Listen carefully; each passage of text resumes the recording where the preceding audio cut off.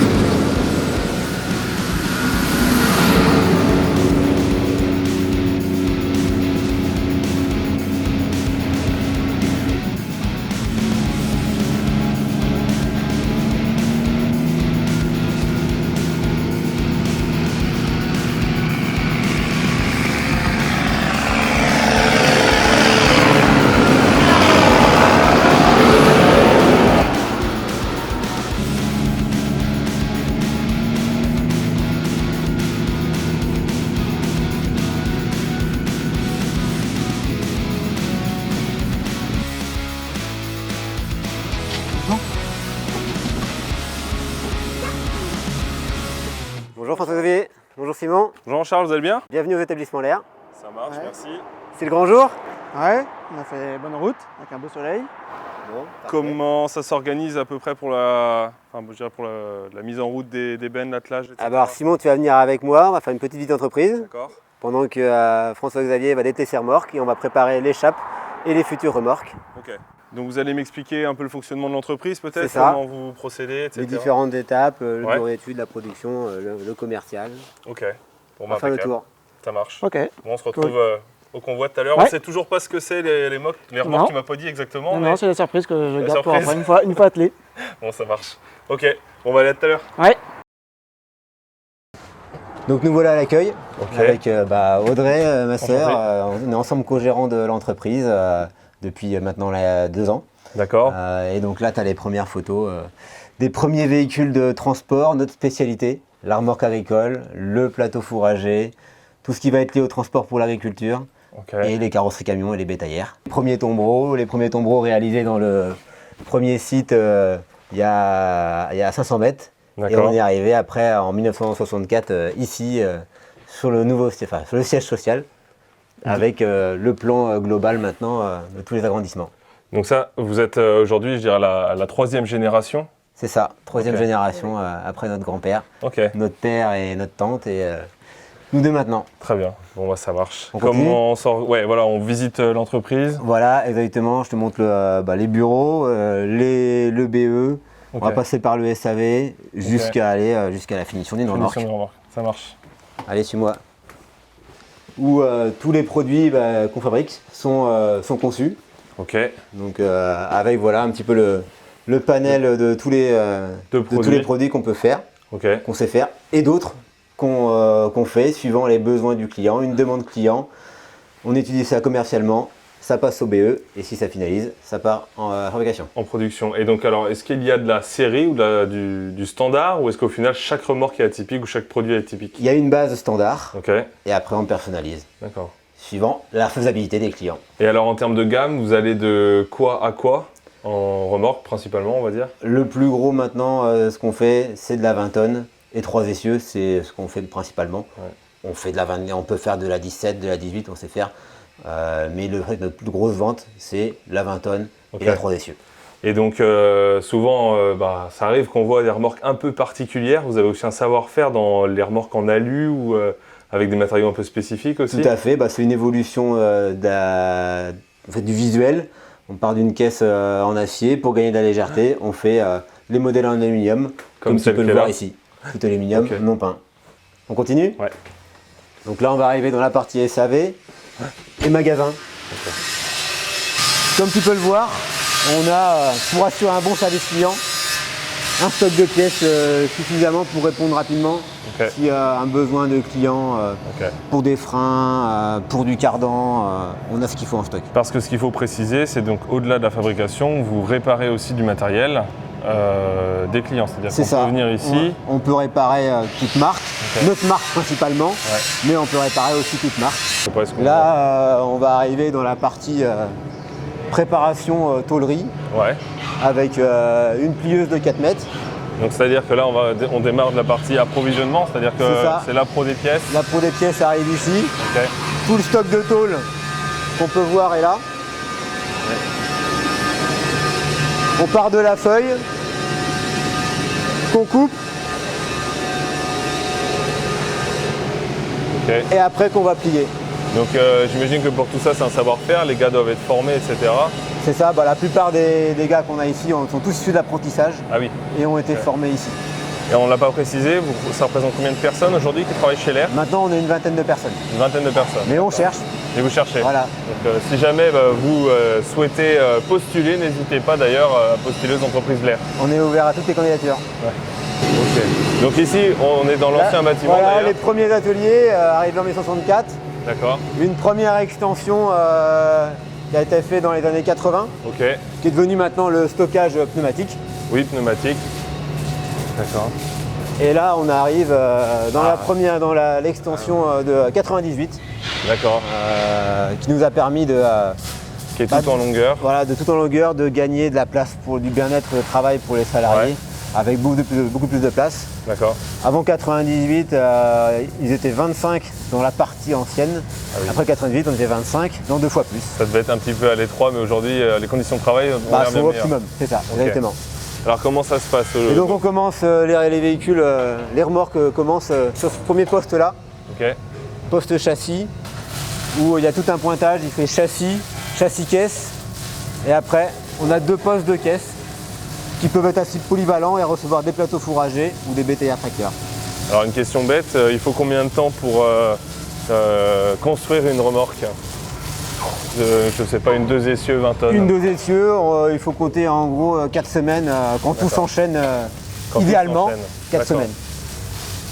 Et donc là tu peux le voir là à côté, il y a une bibène, une remorque TP. Donc bibène, ça veut dire c'est une remorque qui va en arrière et ébène sur le côté. Les côtés. C'est ça. Tout en hydraulique avec les ridelles hydrauliques. C'est ça. Alors c'est une question un peu peut-être pas personnelle, mais souvent on a tendance à dire les remorques Lehr c'est réputé pour être costaud. C'est quoi le secret? C'est de faire des matériaux plus épais ou au contraire de travailler sur les plans, etc. Il faut prendre le bon matériau résistant. Il ne faut pas chercher à gagner de l'argent en baissant la qualité. Il faut à la fois allier la bonne matière avec un bon design. Avec un bon design. Et là, on est sûr d'avoir la bonne réussite. Ouais. Donc on enchaîne après vers le tunnel de peinture, 18 mètres, qui permet de nous passer un plateau fourragé de 12 mètres. Les peintres sont tout à fait à l'aise pour peindre là-dessus.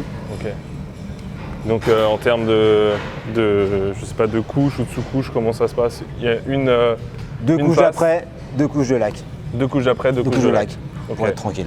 Ok. Et après, donc avant bien sûr la peinture, il y a la partie préparation de peinture où on ponce et où on a une dalle de lavage à l'extérieur. Donc dalle de lavage, ça permet à enlever tous les corps gras, j'imagine, sur la tôle. Dégraissant phosphatant, ça permet d'enlever tous les corps gras et d'avoir une tôle nickel. Okay, et pour certains endroits, on sable même avant. Ah oui, donc pour avoir une meilleure adhérence, tout ce qui va être les passages de roues, on sable pour avoir une meilleure adhérence de la peinture encore. Et peut-être être sûr que la peinture tienne dans le temps, vu que c'est des zones qui vont être... C'est ça, c'est vrai que maintenant avec les vitesses des véhicules, 40 km/h, les projections de cailloux ou de gravillons sur la peinture attaquent un peu plus. Bien sûr. Donc il faut avoir une accroche encore plus résistante. D'accord. Et donc là on arrive sur la partie... Encore une extension ici qui a été faite en 2009. D'accord. Donc beaucoup plus petite, mais qui a permis en fait de ramener la partie carrosserie. On voit ici un petit camion carrossé. Pour vous montrer.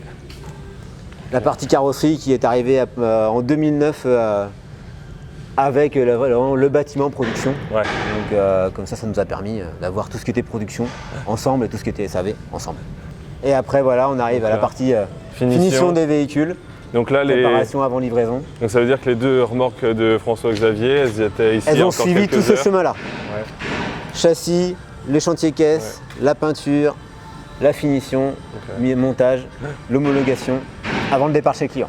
Alors homologation, c'est-à-dire quelle... Réception aux mines. Donc les techniciens Dreal viennent chez nous pour vérifier que la remorque est bien conforme à la réglementation en vigueur. Alors 25, 40 km/h 40 km/h. Il a choisi de remorques 40 km/h.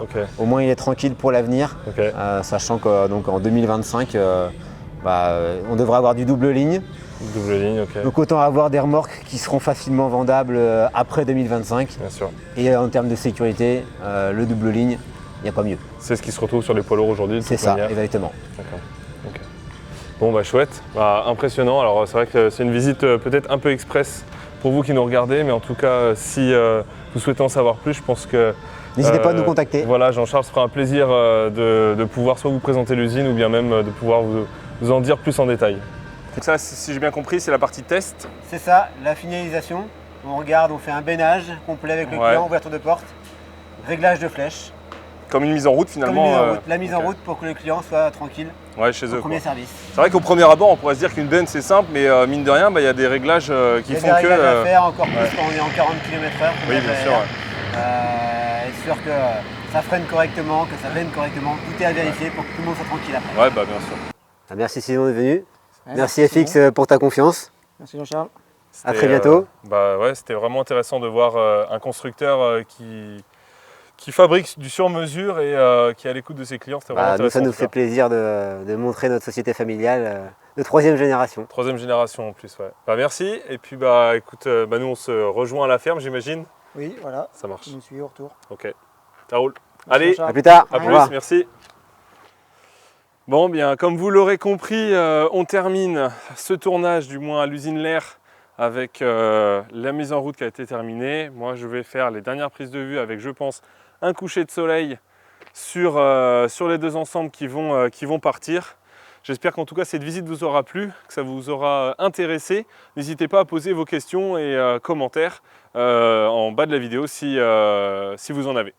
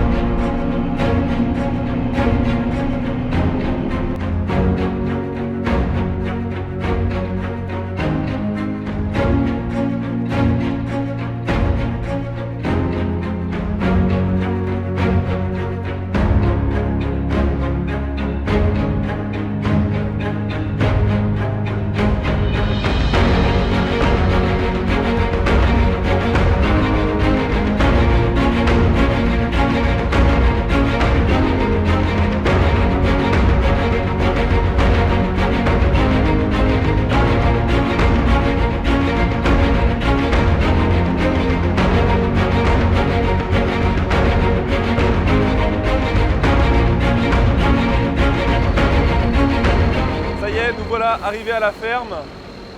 Les 2 tracteurs, donc équipés en full LED en plus, donc sont arrivés. Ah, le 930. Voilà les 2 tracteurs, nickel, bien garés, impeccable. On va aller voir FX, leur remercier pour toute l'organisation. On va rester là tant qu'il y a un peu de lumière. Ouais. Bon, la route, ça va, ça a été? Ouais, c'est bon, ouais. Ça... Bien. Bien. Ça roule bien. Bon, bah, Bah écoute, merci en tout cas pour cette journée. Cet été, j'imagine que tu auras aussi les 2... Au moisson, oui, voilà. Sous la TX. Sous la TX, 66. Oui.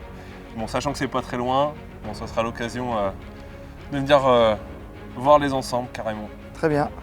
On fait ça. Je t'invite à venir manger une petite pizza avec nous. Tu veux dire? Ouais.